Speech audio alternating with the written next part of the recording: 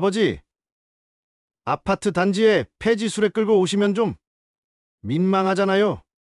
준호의 차가운 말에 만수는 가슴이 무너져 내렸다. 그 순간 만수의 지갑 속에는 20억 원짜리 복권이 들어 있었다. 내 태도 덕분에 내 몫은 없다. 만수가 복권을 흔들며 선언했다. 준호의 얼굴이 새하얗게 변하며 절망에 빠져들었다. 안녕하세요. 오늘 사연 시작하기 전에 무료 버튼인 구독과 좋아요 꼭 눌러주세요. 서울 외곽의 낡은 주택가, 아침 햇살이 스며드는 작은 방에서 이만수는 눈을 떴습니다.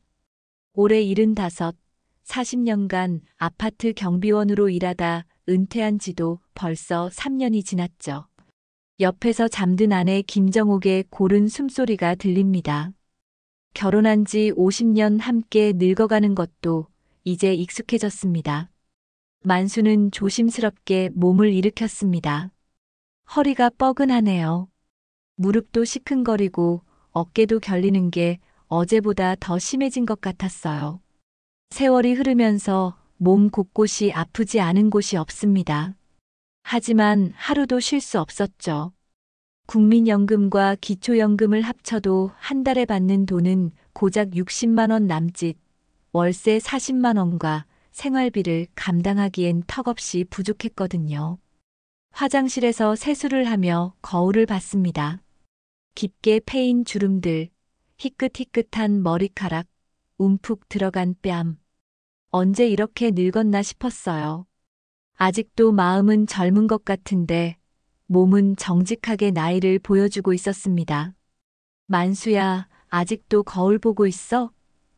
정옥이 부엌에서 불러댔어요. 응, 금방 갈게. 만수는 낡은 옷장에서 해진 작업복을 꺼냈습니다. 무릎 부분에 구멍난 곳을 정옥이 여러 번 꿰매준 흔적이 역력했죠. 소매 끝도 해져서 실밥이 나와 있었습니다. 새 옷을 사고 싶지만 그럴 여유는 없었어요. 이 옷만이라도 아껴 입어야 했거든요. 부엌으로 나가니 정옥이 라면을 끓이고 있었습니다. 계란이라도 넣어줄 걸 그랬나. 어제 마트에서 특가로 팔던데. 정옥이 미안한 듯 말했습니다. 괜찮아요. 이것도 충분해. 라면만 있어도 고마운 거지. 만수는 뜨거운 라면을 후후 불며 먹었습니다. 국물이 짠 편이었지만 따뜻했어요. 창문 밖으로 이웃집들이 보였습니다. 굴뚝에서 피어오르는 연기, 아침 일찍 출근하는 사람들의 분주한 발걸음. 다들 바쁜 하루를 시작하고 있었죠. 만수도 예전에는 새벽 6시면 아파트 경비실로 출근했었는데 이제는 그런 정해진 시간도 없었습니다. 그냥 몸이 허락하는 대로, 날씨가 좋은 대로 나가면 되는 거였어요. 여보, 오늘 날씨가 좀 쌀쌀한데 잠바 입고 나가세요. 정옥이 걱정스러운 표정으로 말했습니다. 알았어요. 감기라도 걸리면 큰일이니까. 만수는 낡은 점퍼를 걸쳤어요. 지퍼가 고장나서 안전핀으로 여미고 있는 점퍼였지만 바람만 막아줘도 감사했습니다. 식사를 마친 만수는 허름한 모자를 눌러쓰고 현관으로 향했습니다. 문 앞에는 어젯밤에 준비해둔 손수레가 있었어요. 빨간 페인트가 벗겨진 철제 수레, 바퀴 하나가 삐걱거리지만 아직 쓸만했습니다. 이 수레가 지금의 만수에게는 생계수단이자 동반자 같은 존재였어요. 조심해서 다녀와요. 허리 아프면 그만두고 들어와. 무리하지 말고요. 정옥의 걱정스러운 목소리가 뒤에서 들렸습니다. 매일 같은 말이었지만 따뜻했어요. 집에만 있으면 답답해서 그래. 걱정 말고 있어요. 만수는 술의 손잡이를 잡았습니다.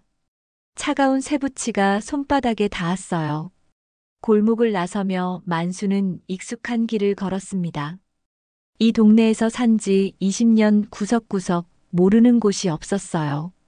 어느 집에서 언제 쓰레기를 내놓는지, 어느 상가에서 쓸만한 박스가 나오는지 다 알고 있었죠. 폐지 줍기도 나름의 노하우가 있었거든요. 첫 번째 목적지는 동네 상가였습니다. 치킨집, 분식점, 편의점이 모여 있는 곳이었어요. 가게 뒤편 쓰레기통에는 종종 쓸만한 박스들이 버려져 있었거든요. 치킨 박스는 기름때가 많이 묻어서 별로였지만 편의점 박스들은 깨끗해서 괜찮은 값을 받을 수 있었습니다. 만수는 익숙한 손놀림으로 박스들을 분류했습니다. 쓸만한 것과 그렇지 않은 것을 구분해서 좋은 것들만 골라냈어요. 그리고 박스를 펼치고 접어서 부피를 줄인 다음 수레에 차곡차곡 실었습니다. 지나가는 사람들의 시선이 느껴졌지만 신경 쓰지 않았어요. 처음에는 부끄러웠지만 이제는 익숙해진 일상이었거든요. 아저씨, 오늘도 수고하세요. 편의점 사장이 나와서 인사했습니다. 젊은 사장이었는데 항상 친절하게 대해줬어요. 고맙습니다. 덕분에 생활하고 있습니다. 만수는 깊이 고개를 숙였어요. 사람들의 작은 친절이 가슴을 따뜻하게 만들었습니다. 다음으로 향한 곳은 아파트 단지였습니다. 재활용품 수거함 주변에는 주민들이 버린 각종 폐지들이 있었어요. 신문, 잡지, 박스류들이 나름대로 분류되어 있었죠. 만수는 하나하나 살펴보며 상태가 좋은 것들을 골라냈습니다.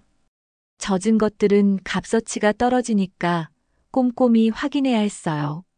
한 아파트 주민이 지나가며 말했습니다. 어르신, 수고 많으세요. 아닙니다. 감사합니다.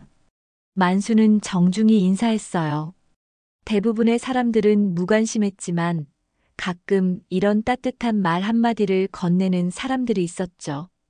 그런 순간들이 만수의 하루를 버티게 해줬습니다. 오전 내내 동네를 돌며 폐지를 모았습니다. 수레가 점점 무거워졌어요. 허리가 아팠지만 참았습니다. 이 정도는 견뎌야 했거든요.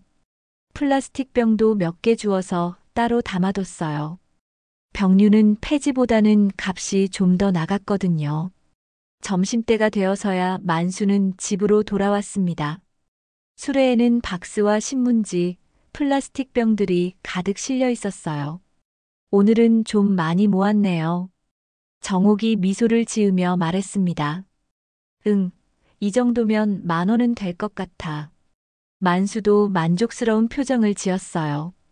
점심은 어제 남은 밥에 김치찌개였습니다. 정옥이 성의껏 만들어줬지만 고기는 조금밖에 안 들어가 있었어요. 그래도 따뜻한 밥 한 끼면 충분했습니다. 오후에 고물상 갔다 올게요. 조심해서 다녀와요. 너무 무거우면 2번에 나눠서 가져가고요. 오후에는 고물상에 가서 주운 물건들을 팔았습니다. 골목 안쪽에 있는 작은 고물상이었어요. 사장은 60대 후반의 남자였는데 만수와 비슷한 처지였죠. 만수 아저씨, 오늘도 수고했어요. 사장이 저울에 폐지를 올리며 말했습니다. 박스가 상태가 좋네요. 신문도 깨끗하고. 사장이 하나하나 확인하며 말했습니다. 12,000원이에요. 만수는 돈을 받아 주머니에 넣었어요. 하루 벌이로는 나쁘지 않은 편이었습니다. 이 돈이면 저녁 식재료 정도는 살 수 있었거든요. 집에 돌아와 저녁을 준비하며 정옥이 말했습니다. 준호한테서 연락 온 지도 한 달이 넘었네요. 선미는 지난주에 안부 전화라도 했는데 정옥의 목소리에는 서운함이 배어 있었어요. 바쁘겠지 뭐. 대기업 과장이라는 게 쉬운 자리가 아니잖아. 만수는 담담하게 답했지만 마음 한구석이 쓸쓸했어요. 저녁은 라면에 계란 하나를 풀어 넣은 거였습니다. 오늘 벌어온 돈으로 계란을 샀거든요. 이렇게 먹으니 괜찮네요. 정옥이 웃으며 말했습니다. 그래, 가끔은 이런 것도 좋지. 만수도 미소를 지었어요. 작은 것에도 만족할 수 있는 게 다행이었습니다. 밤이 되어 만수는 방에 누워 천장을 바라봤습니다. 오늘도 무사히 하루가 지나갔어요. 몸은 피곤했지만 마음은 평온했습니다. 정옥의 고른 숨소리를 들으며 만수는 눈을 감았습니다. 내일도 이런 평범한 하루가 계속되겠죠. 그 운명적인 날은 평범하게 시작됐습니다. 만수는 어제와 똑같이 수레를 끌고 나섰어요. 날씨가 조금 흐렸지만 비가 올 것 같지는 않았습니다. 정옥이 혹시 모르니까 비닐봉지 하나 가져가세요라고 말했지만 만수는 괜찮다며 손을 흔들었죠. 첫 번째로 들른 곳은 동네 마트 앞이었습니다. 주말이라 그런지 사람들이 많이 다녔어요. 장을 본 사람들이 버린 포장재들이 쓰레기통 주변에 있었죠. 만수는 익숙하게 쓸만한 박스들을 골라냈습니다. 상태가 좋은 것들이 꽤 있었어요. 박스를 수레에 싣고 있는데 갑자기 바람이 불기 시작했습니다. 생각보다 센 바람이었어요. 주변에 있던 휴지 조각들과 전단지들이 바람에 날리기 시작했죠. 만수는 당황했습니다. 정리해 놓은 박스들이 흩어질까 봐서요. 아이고, 이게 뭐야? 만수는 급하게 날아가는 종이들을 붙잡으려고 했습니다. 그런데 그 순간 바람에 날린 하얀 종이 한 장이 만수의 얼굴에 딱 달라붙었어요. 뭐지? 만수는 그 종이를 떼어내며 자세히 봤습니다. 놀랍게도 그것은 복권이었습니다. 로또 한 장이 바람에 날려서 온 거였어요. 이런 걸 누가 버렸나? 만수는 복권을 들여다봤습니다. 구겨지긴 했지만 찢어지지는 않았어요. 숫자들이 또렷하게 보였죠. 3, 12, 17, 25, 31, 44번이었습니다. 그냥 버려야겠네. 만수는 처음에 그렇게 생각했어요. 평생 복권을 사본 적도 없었고 관심도 없었거든요. 그런 걸로 돈을 벌 수 있다고 믿지도 않았죠. 하지만 뭔가 아까운 생각이 들었습니다. 그래도 한 번쯤 확인해 볼까? 만수는 복권을 주머니에 넣었어요. 어차피 확인하는 것까지는 공짜니까요. 그리고 계속해서 폐지 줍기를 했습니다. 오늘따라 좋은 박스들이 많이 나왔어요. 평소보다 수레가 빨리 찼죠. 오늘은 운이 좋나? 만수는 혼자 중얼거렸습니다. 점심을 먹으러 집에 돌아왔을 때 정옥이 물었습니다. 오늘은 일찍 오셨네요? 응, 오늘은 좀 많이 모였어. 날씨도 흐려서 일찍 들어왔고. 만수는 주머니에서 복권을 꺼냈어요. 여보, 이거 봐봐. 바람에 날아와서 주웠어. 정옥이 복권을 받아들고 신기한 듯 말했습니다. 복권이네요? 이런 거 처음 봐요. 나도 처음이야. 확인이나 해볼까? 만수는 스마트폰을 꺼냈어요. 몇 년 전에 선미가 사준 중고폰이었는데 이런저런 기능은 잘 몰라도 인터넷 검색 정도는 할 수 있었거든요. 로또 당첨번호 확인이라고 검색했습니다. 최신 회차의 당첨번호가 나왔어요. 1등 당첨번호는 3, 12, 17, 25, 31, 44번이었습니다. 만수는 복권의 번호와 하나씩 대조해 봤어요. 3번. 맞네요. 12번. 이것도 맞고. 17번, 25번, 31번. 모두 일치했습니다. 여보, 이거. 만수의 목소리가 떨렸어요. 왜 그래요? 정옥이 궁금해했습니다. 번호가 다 맞는 것 같은데.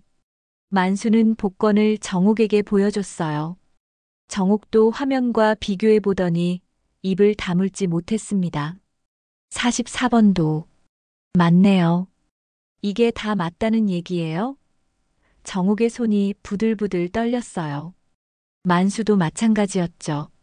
이런 일이 실제로 일어날 수 있는 건가요? 1등 당첨금이 얼마지?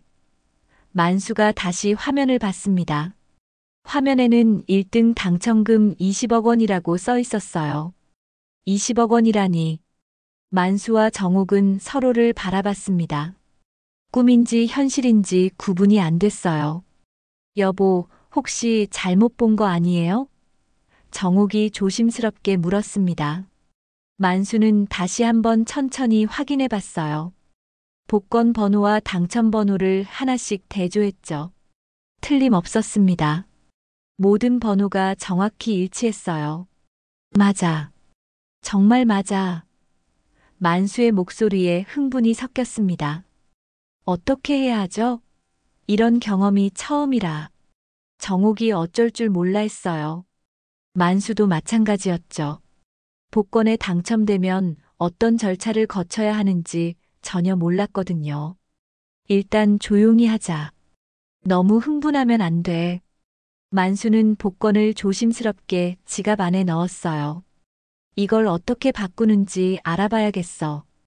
인터넷으로 검색해보니 복권 판매점이나 은행에서 당첨금을 받을 수 있다고 나와 있었어요. 하지만 금액이 크면 본사에 가야 한다고도 써 있었죠. 여보, 이거 진짜인가요? 꿈 같아요. 정옥이 아직도 믿기지 않는다는 표정이었어요. 만수도 그랬죠. 평생 이런 행운과는 거리가 멀었는데 갑자기 이런 일이 생기다니. 바람에 날아온 복권이 1등이라니. 점심을 먹으면서도 두 사람은 계속 그 이야기만 했어요. 이 돈으로 뭘 하면 좋을까? 정옥이 물었습니다. 하지만 만수는 신중했어요. 아직 확실하지 않으니까 너무 앞서 생각하지 말자. 오후에 만수는 동네 복권 판매점에 갔습니다. 복권을 보여주며 이거 당첨된 건지 확인해 주실 수 있나요? 라고 물었어요. 판매점 사장이 기계에 복권을 넣어봤습니다. 기계에서 축하합니다. 1등 당첨. 이라는 메시지가 나왔어요. 어머나, 정말 1등이네요. 판매점 사장이 깜짝 놀랐습니다. 이런 큰 당첨금은 본사에서 받으셔야 해요. 축하드려요. 만수는 가슴이 두근거렸어요. 이제 정말 확실해졌거든요. 집에 돌아와서 정옥에게 이야기해줬습니다. 확인했어. 진짜 1등이야.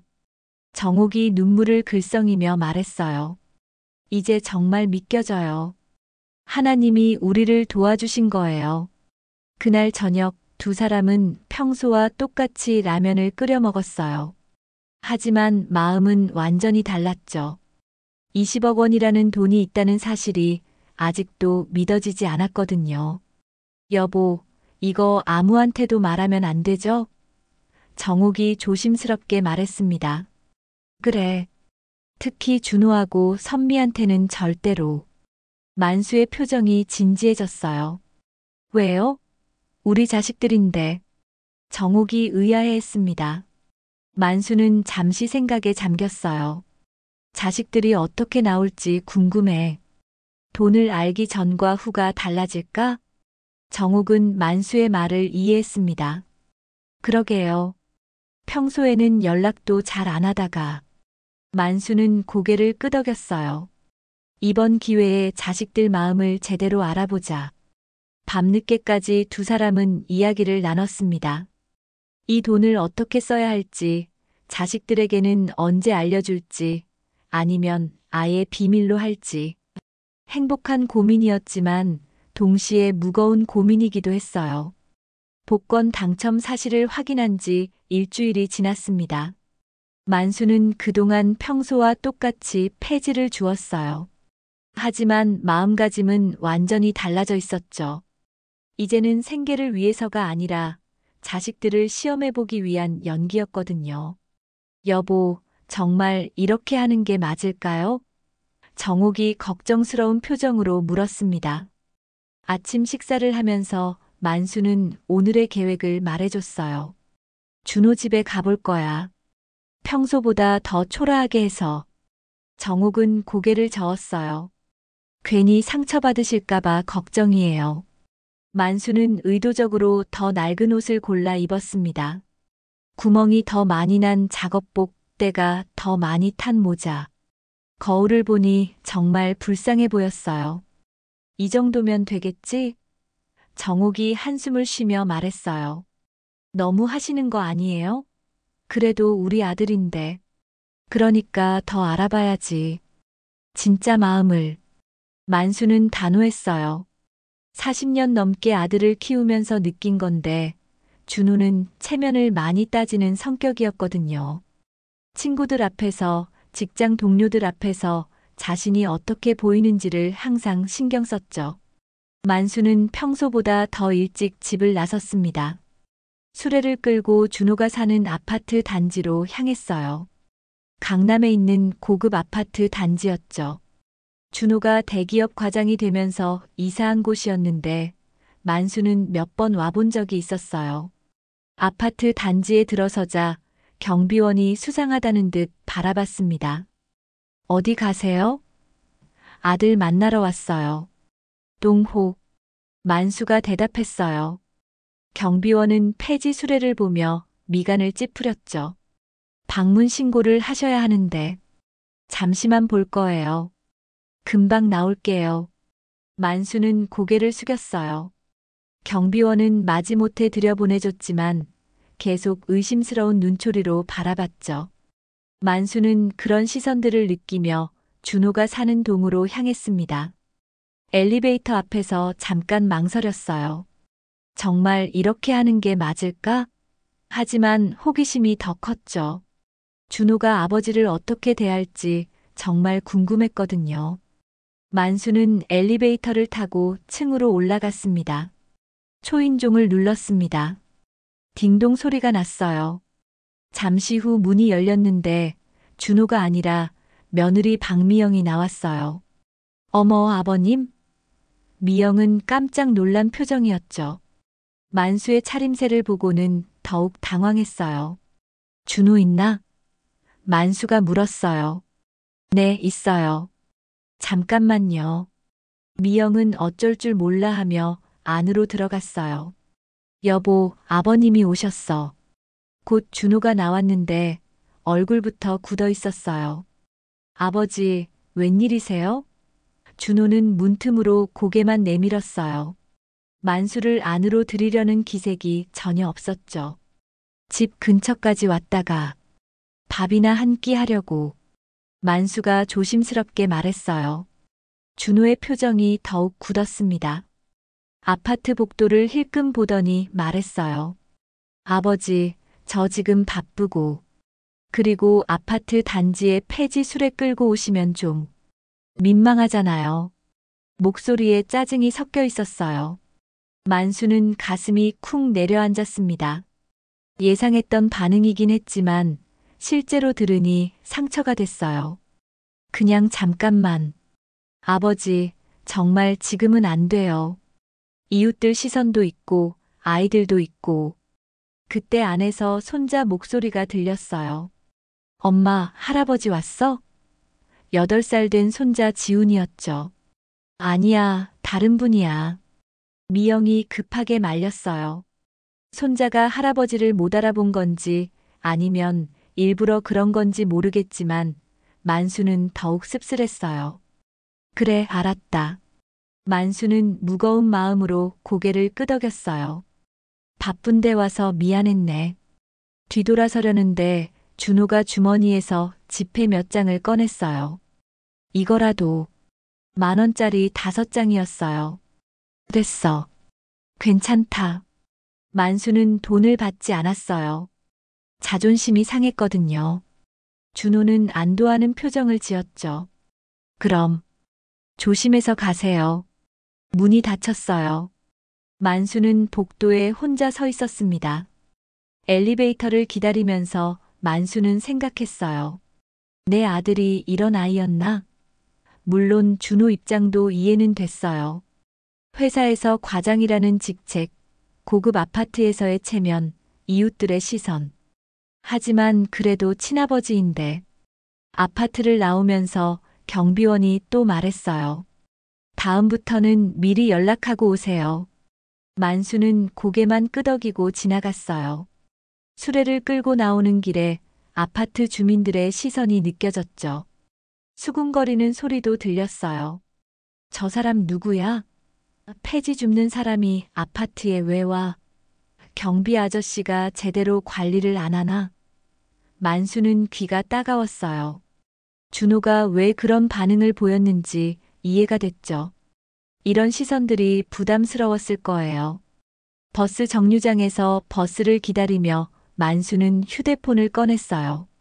지갑 속 복권이 느껴졌죠. 20억 원.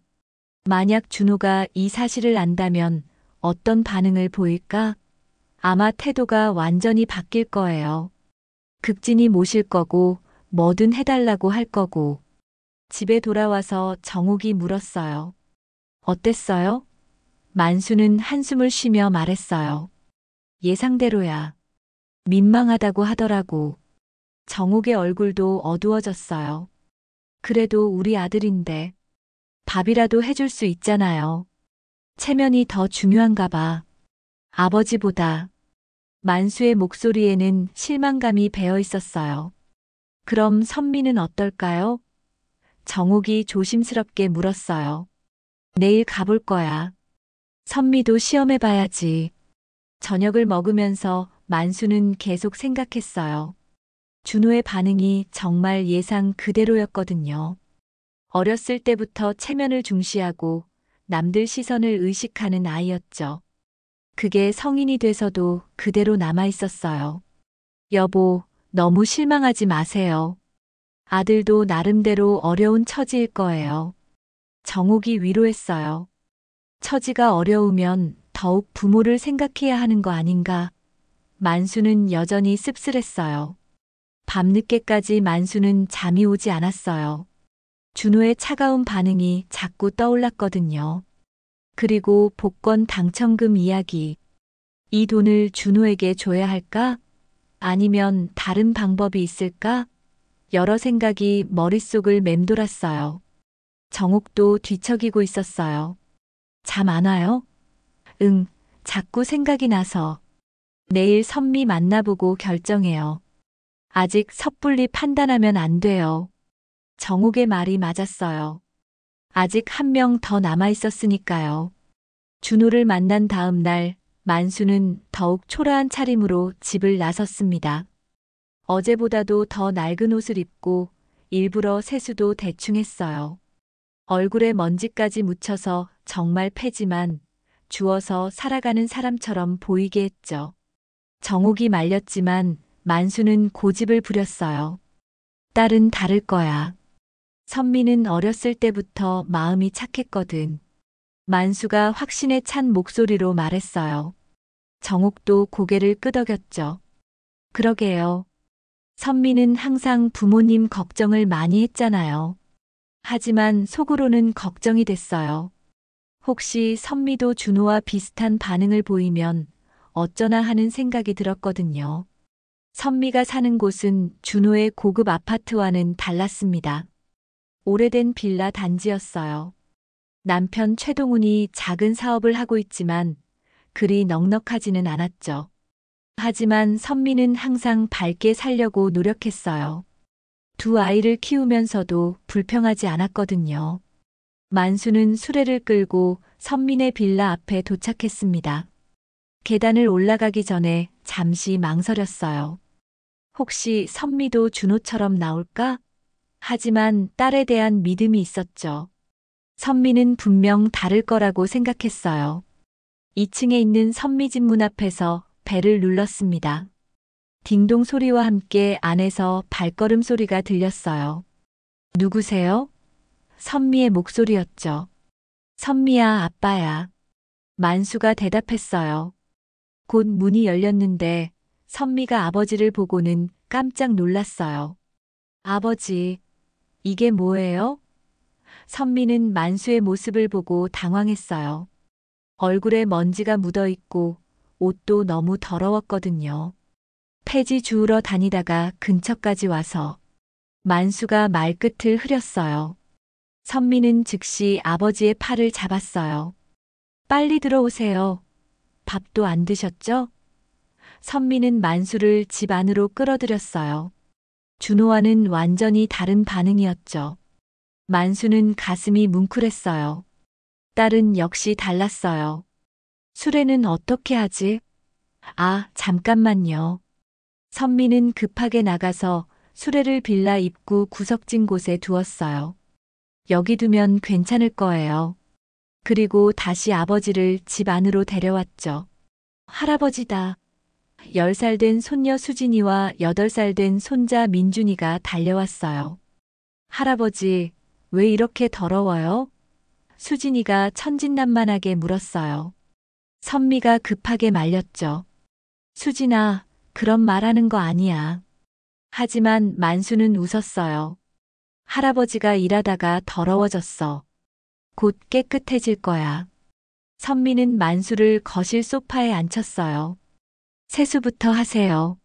수건 가져다 드릴게요. 그리고 급하게 부엌으로 가서 물을 끓이기 시작했어요. 뭐 해줄까요? 라면이라도. 괜찮아. 뭐든 좋아. 선미는 냉장고를 뒤져봤어요. 큰 걸 해드리고 싶었지만 집에 있는 재료가 많지 않았죠. 그래도 최선을 다해서 뭔가 만들어드리고 싶었어요. 김치찌개 끓일게요. 밥도 있고. 선미의 목소리에는 정성이 담겨 있었어요. 만수는 화장실에서 세수를 했어요. 일부러 묻힌 먼지를 씻어내니 훨씬 나아 보였죠. 거울을 보며 생각했어요. 역시 딸이 다르구나. 마음이 따뜻해졌어요. 준호 때문에 상했던 마음이 조금씩 회복되는 것 같았거든요. 거실로 돌아오니 식탁에 김이 모락모락 나는 밥과 김치찌개가 놓여 있었어요. 간단한 반찬들도 함께 차려져 있었죠. 많이 부족하지만 드세요. 선미가 미안한 듯 말했어요. 이게 어디야? 고마워. 만수는 따뜻한 밥을 한 숟가락 떠서 입에 넣었어요.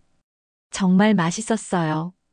음식 맛도 좋았지만 무엇보다 딸의 정성이 느껴졌거든요. 우리 사정이 넉넉하진 않아도 밥 한 끼 정도는 할 수 있어요. 선미가 눈물을 글썽이며 말했어요. 아버지, 요즘 많이 힘드시죠? 선미가 조심스럽게 물었어요. 괜찮다. 이 정도는 할만해.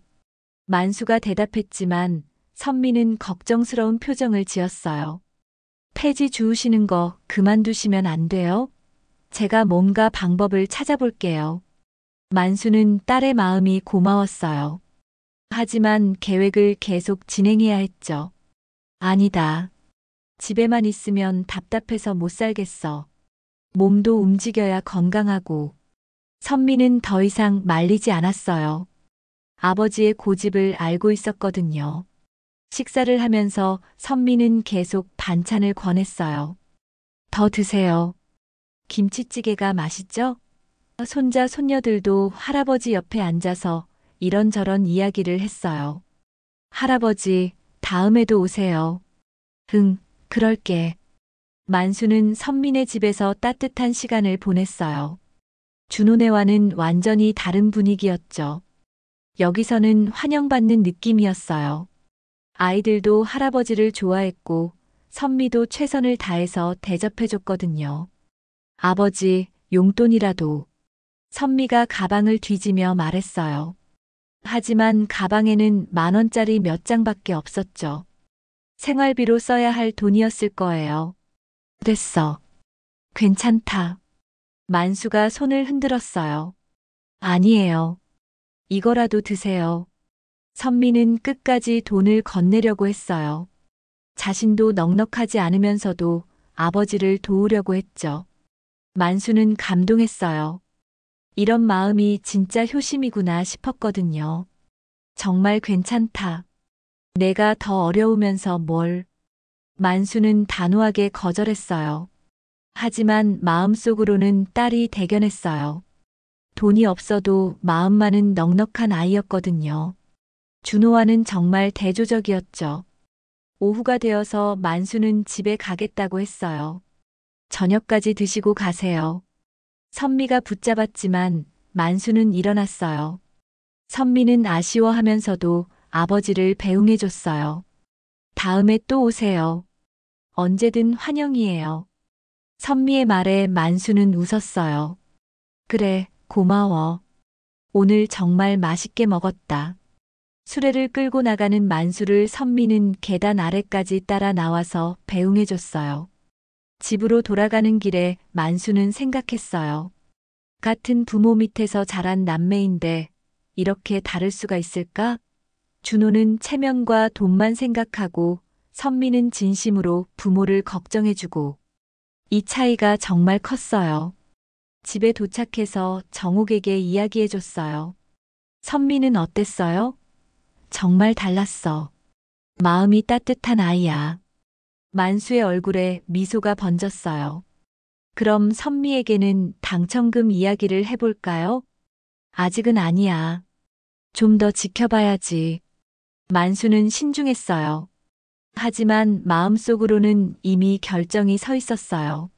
진심을 보여준 선미에게는 분명 보답을 해줘야겠다고 생각했죠. 준호와 선미의 차이가 너무 명확했거든요. 선미를 만나고 며칠이 지났습니다. 만수는 평소처럼 폐지를 주우러 다녔어요. 하지만 이제는 마음이 한결 가벼웠죠. 선미의 따뜻한 마음을 확인했으니까요. 그런데 그날 오후 예상치 못한 일이 벌어졌습니다. 만수가 동네 상가에서 폐지를 줍고 있는데 옆집 아주머니 김순덕이 다가왔어요. 만수 씨, 요즘 힘드시죠? 평소보다 말투가 이상했어요. 동정하는 듯한 목소리였죠. 괜찮습니다. 뭐가요? 만수가 고개를 들며 물었어요. 아이고, 이 나이에 폐지까지 주우셔야 하다니. 순덕의 말에 만수는 어리둥절했어요. 뭔가 오해가 있는 것 같았거든요. 별일 아닙니다. 그냥 운동 삼아서요. 만수가 웃으며 대답했지만 순덕은 믿지 않는 표정이었어요. 만수 씨, 솔직히 말해요. 생활이 어려우니까 이런 일 하시는 거잖아요. 자식들은 뭐 해요? 순덕의 목소리가 점점 커졌어요. 주변 사람들이 하나둘 모여들기 시작했죠. 만수는 당황했어요. 이런 상황을 원했던 건 아니었거든요. 정말 괜찮다니까요. 만수가 다시 말했지만 이미 소문은 퍼지기 시작했어요. 저 양반 자식들이 부모 부양을 안 한대. 아들이 대기업 다닌다면서 왜 그래? 요즘 자식들이 참 매정해. 사람들의 수군거림이 들렸어요. 만수는 급하게 그 자리를 떠나려고 했지만 이미 늦었죠. 동네 사람들 사이에서 이야기가 돌기 시작한 거예요. 이만수 씨가 자식들한테 버림받아서 폐지를 줍는다는 소문이 순식간에 퍼졌어요. 집에 돌아와서 정옥에게 이야기했어요. 오늘 이상한 일이 있었어. 만수가 상황을 설명하자 정옥이 걱정스러운 표정을 지었어요. 어쩌죠? 소문이 나면 준호가 알게 될 텐데. 그러게. 생각보다 일이 복잡해지는군. 그날 저녁 예상했던 일이 벌어졌습니다. 준호에게서 전화가 왔어요. 휴대폰이 울리자 만수와 정옥은 서로를 바라봤죠. 받을까요? 정옥이 조심스럽게 물었어요. 받아야지. 어차피 알게 된 걸 어떻게 해. 여보세요? 만수가 전화를 받았어요. 아버지. 준호의 목소리가 화나 있었어요. 왜 그래? 아버지가 폐지 주어서 생활하신다는 게 사실이에요? 준호의 목소리는 다급했죠. 만수는 잠시 침묵했어요. 뭐라고 대답해야 할지 고민이 됐거든요. 그게, 아버지, 왜 그런 일을 하세요? 제가 회사에서 뭐가 돼요? 준호가 불같이 화를 냈어요. 내가 뭘 해서 살든 내가 상관할 일인가? 만수도 화가 났어요. 아들이 걱정하는 건 자신의 안위가 아니라 체면이었거든요. 상관할 일이 아니라고요? 저한테는 중대한 문제예요. 중대한 문제? 뭐가? 만수가 되물었어요. 회사 사람들이 알면 어떻게 생각하겠어요? 저 사람은 부모 부양도 안 하는구나 할 거잖아요. 준호의 목소리가 더욱 높아졌어요. 만수는 한숨을 쉬었어요. 역시 준호는 변하지 않았어요. 아버지의 처지보다는 자신의 체면이 더 중요했죠. 그럼 어떻게 하라고? 당장 그 일 그만두세요. 제가 생활비 드릴 테니까. 얼마나? 만수가 물었어요. 한 달에 50만 원 정도. 준호가 망설이며 대답했어요. 만수는 웃었어요. 50만 원으로 노부부가 어떻게 살라는 건지. 월세도 40만 원인데. 그걸로 어떻게 살아? 그럼 100만 원? 준호가 다시 말했지만 여전히 인색했어요. 만수는 실망했어요. 아들에게는 부모보다 돈이 더 소중한 것 같았거든요. 됐어. 내가 알아서 할 테니까 신경 쓰지 마. 만수가 말하려는데 준호가 끼어들었어요. 아버지, 제발요. 이 동네 사람들한테 소문나면 저희 가족은 어떻게 살아요? 준호의 목소리에는 절망감이 섞여 있었어요. 너희 가족이 사는 게 중요해? 아니면 내가 사는 게 중요해? 만수가 반문했어요. 준호는 대답하지 못했죠. 사실은 자신의 체면이 가장 중요했거든요. 전화를 끊은 후 만수는 화가 났어요. 저놈이 진짜. 정옥이 달래려고 했지만 만수의 화는 쉽게 가라앉지 않았어요. 아버지 걱정은 안 하고 자기 체면만 걱정하네. 다음 날 더 큰 문제가 생겼어요. 준호의 처형인 박미숙이 전화를 걸어온 거예요. 형님, 큰일 났어요. 미숙의 목소리가 다급했어요. 뭔 일이야? 언니 남편이 폐지 줍는다는 소문이 친척들 사이에 다 돌았어요. 만수는 한숨을 쉬었어요. 소문이 동네를 넘어서 친척들에게까지 퍼진 거였어요. 그래서 명절에 어떻게 얼굴 들고 다녀요? 다들 수군거릴 텐데. 미숙도 체면을 걱정하고 있었죠. 수군거리면 어째? 뭔 대수야. 만수가 무덤덤하게 말했어요. 하지만 미숙은 계속 말했어요. 형님, 준호가 얼마나 창피해하는지 아세요? 회사에서도 이상하게 볼 텐데. 그날 오후에는 선미가 찾아왔어요. 걱정스러운 표정이었죠. 아버지, 오빠한테서 전화 왔어요. 뭐라고 하던? 아버지가 폐지 주우신다고. 체면 때문에 못 살겠다고 하더라고요. 선미는 오빠와 달랐어요. 아버지, 괜찮으세요? 힘드시면 저희 집으로 오세요. 선미의 마음은 진짜였어요. 하지만 현실적으로 어려운 일이었죠. 선민에도 여유가 없었거든요. 괜찮다. 걱정 마. 만수가 선미를 안심시켰어요. 하지만 오빠 말도 일리가 있어요. 사람들이 뭐라고 할까봐. 선미도 약간의 걱정은 있었어요. 하지만 아버지를 걱정하는 마음이 더 컸죠. 저녁에 정옥이 말했어요. 여보, 이제 그만하면 어때요? 소문도 났고 준호도 화내고 정옥도 지쳐가고 있었어요. 아니야. 아직 끝나지 않았어. 좀 더 지켜봐야 해. 만수는 아직 포기하지 않았어요. 이 상황에서 준호와 선미가 어떻게 나올지 더 보고 싶었거든요.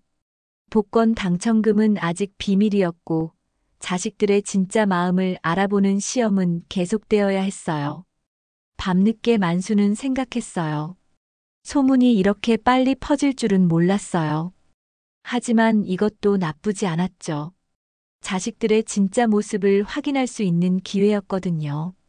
준호는 여전히 체면만 걱정하고 선미는 아버지를 진심으로 걱정해주고 내일은 또 어떤 일이 벌어질까? 만수는 혼자 중얼거렸어요. 복권이 있다는 사실을 모르는 자식들이 앞으로 어떤 반응을 보일지 정말 궁금했거든요. 소문이 퍼진 지 일주일이 지났습니다. 만수는 여전히 폐지를 주우러 다녔지만 이제는 동네 사람들의 시선이 달라졌어요. 어떤 사람들은 동정 어린 눈으로 바라봤고 어떤 사람들은 수군거리며 손가락질했죠. 저 양반 자식들 참 못됐다. 대기업 다니는 아들이 있으면서 왜 저래? 하지만 만수는 신경 쓰지 않았어요. 오히려 이런 상황이 자식들의 진심을 더 잘 드러내주고 있었거든요. 며칠 전부터 준호는 아예 연락을 끊었어요. 너무 창피해서 전화조차 받지 않았죠.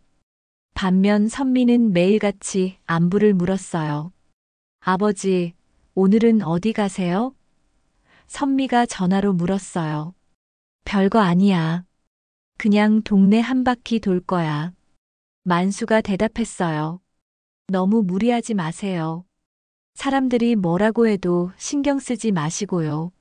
선미의 목소리에는 걱정이 가득했어요. 그날 오후 만수는 평소와 다른 곳으로 갔습니다. 준호가 다니는 회사 근처였어요. 혹시 준호를 만날 수 있을까 해서였죠. 회사 앞 카페에서 커피를 마시며 기다렸어요. 시간이 흐르자 회사에서 나오는 사람들이 보였죠. 저녁 시간이 되어서야 준호가 나타났어요. 동료들과 함께 걸어오고 있었죠.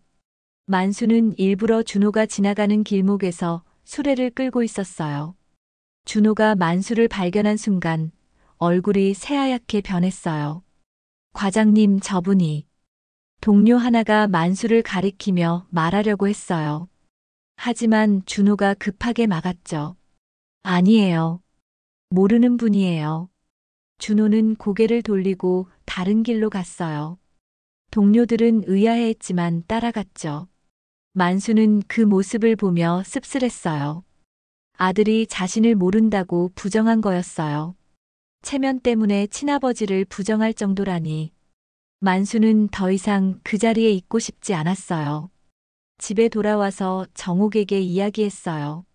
준호를 봤어. 어디서요? 회사 앞에서. 그런데 나를 모른다고 하더라고. 정옥이 한숨을 쉬었어요. 그래도 우리 아들인데. 아들이 맞나? 이제 확신이 안 서네. 그날 밤 만수는 거실에 혼자 앉아 있었어요. 불을 끄고 어둠 속에서 생각에 잠겼죠. 복권을 꺼내 손에 쥐고 있었어요. 달빛에 비친 복권이 묘하게 차갑게 느껴졌어요. 20억 원. 정말 큰 돈이었죠. 내가 평생 모은 건 뭐였을까? 만수는 혼자 중얼거렸어요. 돈은 별로 모으지 못했지만 정직함과 인내는 많이 쌓았다고 생각했어요. 40년간 성실하게 일하면서 자식들에게 모범을 보이려고 했죠. 하지만 자식들은 그런 가치들을 제대로 배우지 못한 것 같았어요. 특히 준호는 돈과 체면만 중요하게 생각했죠. 오늘 회사 앞에서 보인 행동이 그것을 증명했어요. 친아버지를 부정할 정도로 체면을 중시하다니. 만수는 복권을 다시 들여다봤어요. 이 돈을 어떻게 써야 할까? 준호에게도 줘야 할까? 아니면 선미에게만? 아니면 아예 다른 용도로? 여러 생각이 머릿속을 맴돌았어요. 여보, 왜 안 자요? 정옥이 잠옷을 입고 나왔어요. 잠이 안 와서. 만수가 대답했어요. 정옥이 옆에 앉으며 말했어요. 복권 생각하고 있어요? 응.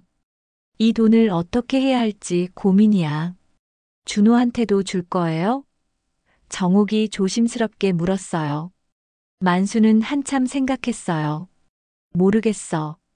오늘 보니까 그 애는 정말 변한 것 같아. 그래도 우리가 낳은 자식인데 낳기만 하면 자식인가? 부모를 부정하는 자식이 무슨 자식이야? 정옥도 할 말이 없었어요. 오늘 있었던 일을 들으니 너무 실망스러웠거든요. 그럼 선미한테만? 선미는 달라. 진짜 마음으로 부모를 걱정해 주잖아. 만수의 목소리에 확신이 담겨 있었어요. 하지만 그래도 정옥이 망설였어요. 아무리 그래도 준호도 자신이 낳은 아들이었거든요. 아직 결정하지 말고 좀 더 지켜봐요. 혹시 준호가 마음을 바꿀지도 모르잖아요. 만수는 고개를 끄덕였어요. 정옥의 말도 일리가 있었죠. 너무 성급하게 판단하면 안 됐어요. 그래, 좀 더 기다려보자. 하지만 올해는 못 기다릴 거야. 며칠 후 준호에게서 뜻밖의 전화가 왔어요. 아버지, 죄송해요. 준호의 목소리가 풀이 죽어 있었어요. 뭐가? 지난번에 너무 심하게 말한 것 같아서요. 그리고 회사 앞에서도 만수는 놀랐어요. 준호가 사과하다니. 왜 갑자기? 회사 선배가 그러는데 부모님을 소중히 여기는 사람이 진짜 성공한다고요. 제가 너무 체면만 생각했나 봐요. 그래서 만수가 물었어요. 생활비 좀 더 드릴게요. 한 달에 150만 원 정도요. 그리고 다음 주에 집으로 찾아뵐게요. 준호의 제안이었어요. 만수는 복잡한 심정이었어요. 준호가 변하는 건 좋은 일이었지만 너무 늦은 것 같았거든요. 이미 마음은 기울어져 있었어요. 선미 쪽으로. 알겠다. 오려면 와라. 전화를 끊고 정옥이 물었어요. 뭐라고 해요? 사과하고 생활비도 더 주겠다고 하고 집에도 오겠다고 하네. 그럼 다행이네요. 정옥이 기뻐했어요. 하지만 만수는 그렇지 않았어요. 너무 늦었어. 진심인지도 의심스럽고. 그래도 변하려고 노력하는 거잖아요. 회사 선배 말 듣고 변한다는 게 말이 돼? 진짜 효심이었다면 애초에 그랬을 거야. 만수는 이미 결심을 굳혔어요. 이 돈은 진심을 보여준 사람에게만 주겠다고. 준호의 갑작스러운 변화는 진심이 아니라 계산된 행동 같았어요. 뒤늦게 후회하고 있는 거였죠. 여보, 그래도 한 번 더 기회를 줘봐요. 정옥이 간청했어요. 기회는 이미 줬어. 그런데 그 애는 나를 모른다고 했잖아. 그게 진짜 마음이야. 밤이 깊어갔지만 만수는 잠들지 못했어요. 머릿속에서 여러 생각들이 정리되고 있었어요. 준호와 선미의 차이, 돈의 의미, 진짜 효심이 무엇인지 모든 것이 명확해지고 있었죠. 이제 결정할 때가 됐어요.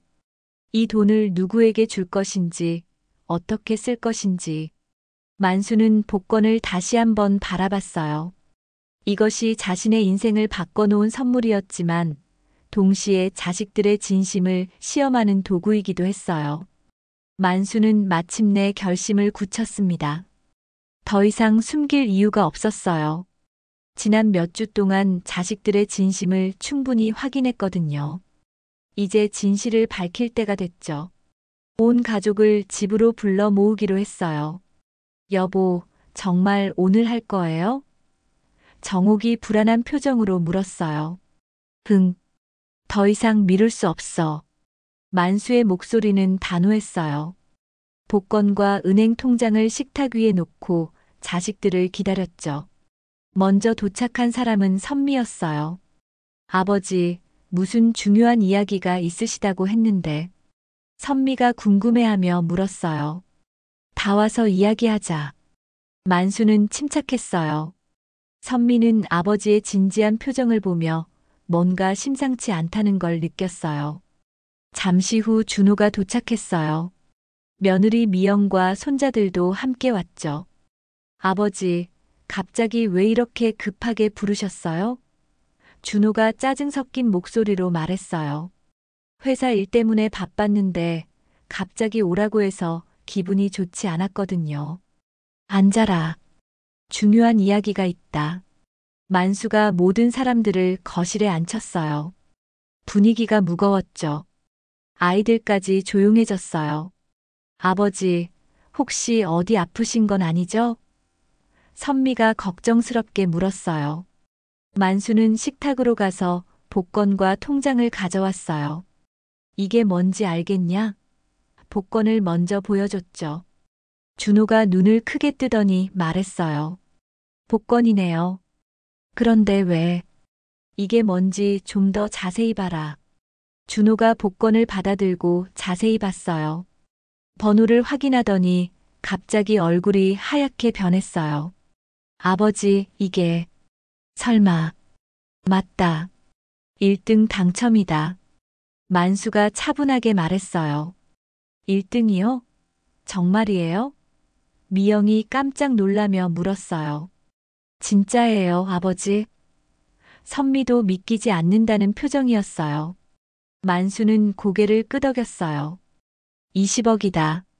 거실이 조용해졌어요. 모든 사람들이 말을 잃었죠. 20억이라는 숫자가 쉽게 받아들여지지 않았어요. 준호가 먼저 입을 열었어요. 아버지, 정말 20억이에요? 확인해 보셨어요? 당연히 확인했지. 은행에도 갔다 왔고. 만수가 통장을 보여줬어요. 진짜로 큰 금액이 적혀 있었죠. 준호의 눈이 동그래졌어요. 언제부터 알고 계셨어요? 한 달 전부터. 만수의 대답에 준호가 당황했어요. 한 달 전부터요? 그럼 그동안 왜 숨겼냐고. 너희들 진심을 알아보고 싶어서였다. 만수의 말에 준호의 얼굴이 빨개졌어요. 자신이 어떻게 행동했는지 떠올랐거든요. 아버지가 폐지 주우시는 동안 이 돈이 있었다는 말씀이에요? 그렇다. 일부러 더 초라하게 다녔지. 선미가 눈물을 글썽이며 말했어요. 아버지, 왜 그렇게 힘든 시험을 하셨어요? 힘든 시험? 그게 시험이었나? 그냥 평소 너희 마음을 본 거였어. 만수의 목소리에 실망감이 배어 있었어요. 준호가 급하게 말했어요. 아버지, 제가 잘못했어요. 그때는 몰랐어요. 몰랐다고? 뭘 몰랐다는 거냐? 아버지가 그렇게 힘드실 줄. 힘든 게 문제가 아니었어. 너의 태도가 문제였지. 만수는 차갑게 준호를 바라봤어요. 내가 나를 부끄러워했을 때 난 이걸 들고 있었다. 복권을 흔들며 말했어요. 아파트 단지에 폐지 수레 끌고 오면 민망하다고 했을 때, 회사 앞에서 나를 모른다고 했을 때, 준호는 할 말이 없었어요. 자신의 행동들이 하나하나 떠올랐거든요. 아버지, 정말 죄송해요. 다시는 그런 일 없을 거예요. 이제 와서 뭘 하겠다는 거냐? 아버지, 제가 모든 걸 바꿔드릴게요. 좋은 집도 구해드리고 용돈도 넉넉히 드리고. 준호가 필사적으로 말했어요. 하지만 만수는 냉소를 지었어요. 돈 때문에 그러는 거지. 아니에요. 정말 뉘우치고 있어요. 준호가 간절하게 말했지만 만수는 믿지 않았어요. 내 태도 덕분에 내 몫은 없다. 만수가 단호하게 선언했어요. 아버지, 준호가 놀라며 외쳤어요. 돈 때문이 아니에요. 정말 잘못했다고요. 그럼 돈이 없어도 상관없겠네. 만수가 되물었어요. 준호는 대답하지 못했어요.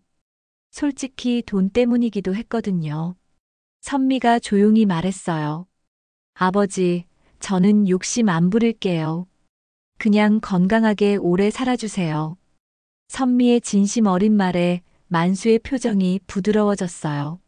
선미야, 넌 달라.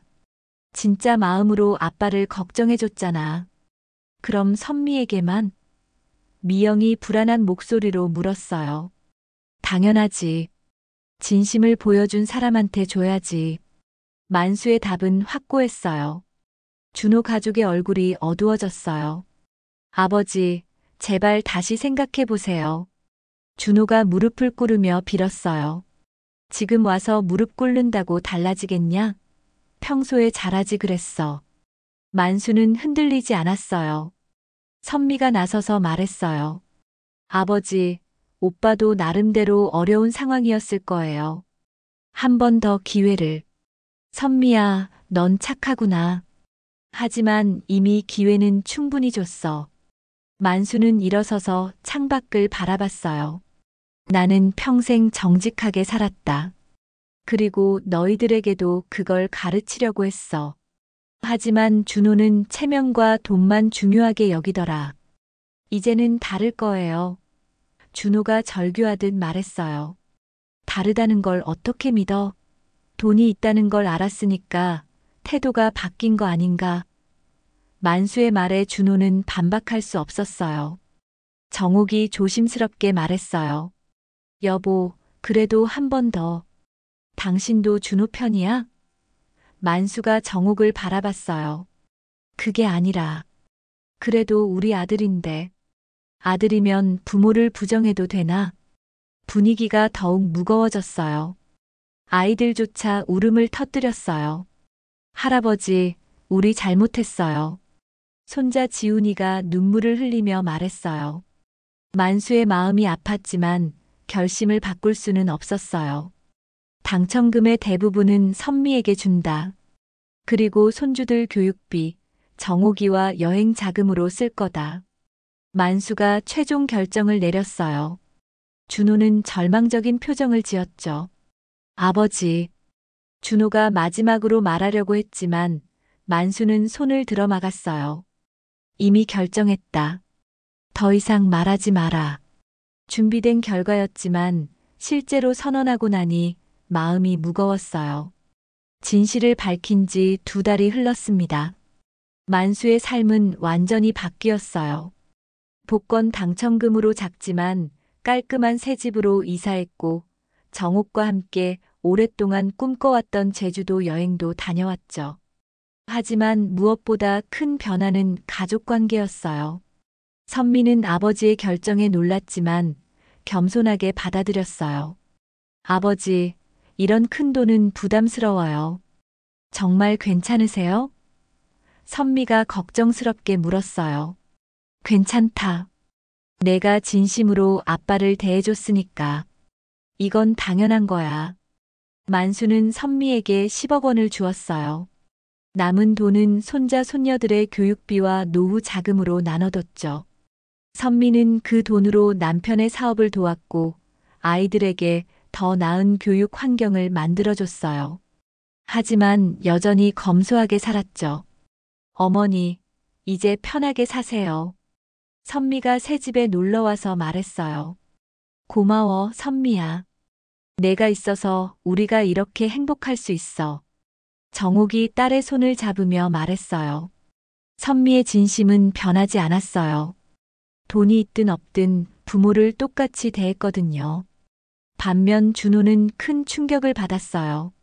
처음에는 분노했지만 시간이 지나면서 자신의 행동을 돌아보게 됐죠.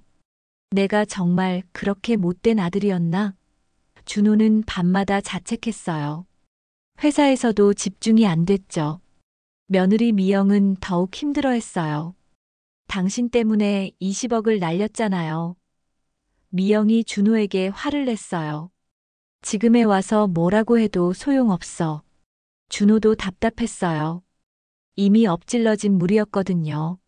하지만 준호에게도 변화가 시작됐어요. 어느 날 준호는 아버지를 찾아갔어요. 폐지 수레를 끌고 있는 만수를 봤죠. 아버지, 아직도 그 일을 하세요? 응. 이제는 취미야. 만수가 웃으며 대답했어요. 취미요? 준호가 의아해했어요. 돈 때문이 아니라 사람들과 만나는 게 좋아서 하는 거야. 동네 사람들하고 이야기도 하고 운동도 되고. 만수의 말에 준호는 놀랐어요. 아버지가 이런 마음으로 폐지를 줍고 있었다니. 아버지, 제가 정말 잘못했어요. 준호가 진심으로 사과했어요. 이제 알겠다. 내가 왜 그런 시험을 했는지. 만수는 아들을 바라봤어요. 너무 늦었지만 그래도 알게 돼서 다행이다. 준호는 그날부터 달라지기 시작했어요. 회사 일이 바빠도 주말에는 꼭 부모님을 찾아뵀어요. 돈 이야기는 하지 않았죠. 그냥 안부를 묻고 함께 시간을 보냈어요. 아버지, 오늘 날씨 좋네요. 같이 산책할까요? 준호가 많이 변했네. 정옥이 만수에게 말했어요. 그래, 조금씩 변하고 있어. 하지만 아직도 믿기지 않아. 만수는 신중했어요. 진짜 변한 건지 아니면 돈 때문에 그러는 건지 확신이 서지 않았거든요. 몇 달이 더 지났을 때 준호가 진짜 변했다는 걸 확인할 수 있는 일이 생겼어요. 준호의 회사 동료가 부모님 부양 문제로 고민한다고 상담을 요청했거든요. 과장님은 어떻게 하세요? 동료가 물었어요. 부모님이 가장 소중해요. 돈보다 중요한 건 마음이거든요. 준호가 진심으로 대답했어요. 그 이야기를 들은 만수는 놀랐어요. 준호가 정말 깨달았구나 싶었거든요. 어느 날 준호가 아버지에게 말했어요. 아버지, 저도 폐지 줍기 같이 해볼까요? 뭐? 만수가 놀랐어요. 주말에 시간 있을 때요. 아버지와 함께 동네도 돌아보고 사람들도 만나보고 싶어요. 그 말에 만수는 감동했어요. 예전에 준호라면 절대 할 수 없는 말이었거든요. 정말 하겠다고? 네. 아버지가 왜 그 일을 좋아하시는지 알고 싶어요. 다음 주말 부자는 함께 수레를 끌고 동네를 돌았어요. 처음에는 어색했지만 시간이 지나면서 자연스러워졌죠. 아버지, 이렇게 하니까 정말 운동이 되네요. 준호가 웃으며 말했어요. 그렇지? 그리고 사람들도 만날 수 있고. 만수도 기분이 좋았어요. 아들과 함께하는 시간이 즐거웠거든요. 동네 사람들도 신기했어요. 만수 씨, 아들분이랑 같이 다니시네요? 네, 가끔 도와주러 와요. 만수가 자랑스럽게 대답했어요. 준호도 부끄러워하지 않았어요. 오히려 당당했죠. 아버지 일을 도와드리는 거예요.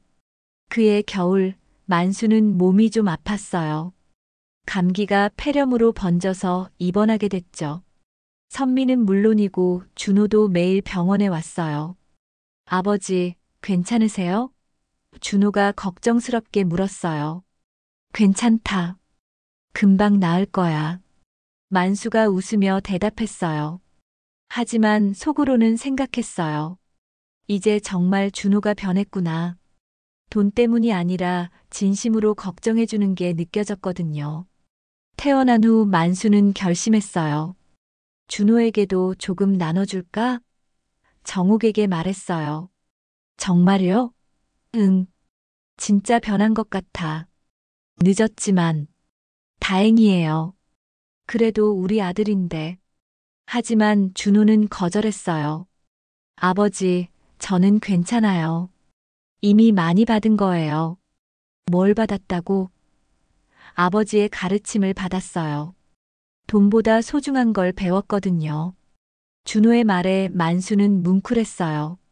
정말로 아들이 변했다는 걸 확신할 수 있었거든요. 그래, 그것도 좋겠다. 만수는 흐뭇하게 웃었어요. 봄이 왔을 때 만수는 여전히 폐지 수레를 끌고 다녔어요. 하지만 이제는 생계가 아닌 진짜 취미였죠. 동네 사람들과 이야기하고 운동도 하고 가끔은 준호와 함께 다니기도 했어요. 어느 햇살 좋은 오후 만수는 벤치에 앉아 하늘을 바라봤어요. 바람에 날려온 복권 한 장이 인생을 이렇게 바꿔놓다니 신기했어요. 하지만 진짜 바뀐 건 돈이 아니라 가족들의 마음이었죠. 돈보다 중요한 건 사람 마음이지. 만수가 혼자 중얼거렸어요. 따뜻한 햇살이 얼굴을 비추는 가운데 만수는 진정한 행복이 무엇인지 깨달았어요. 가족의 진심, 그것이 어떤 돈보다도 소중한 보물이었거든요. 오늘 사연 재미있으셨나요? 당신의 마음에 남는 이야기. 내일 아침에도 다시 찾아옵니다. 아침극장. 구독과 좋아요로 함께 해주세요.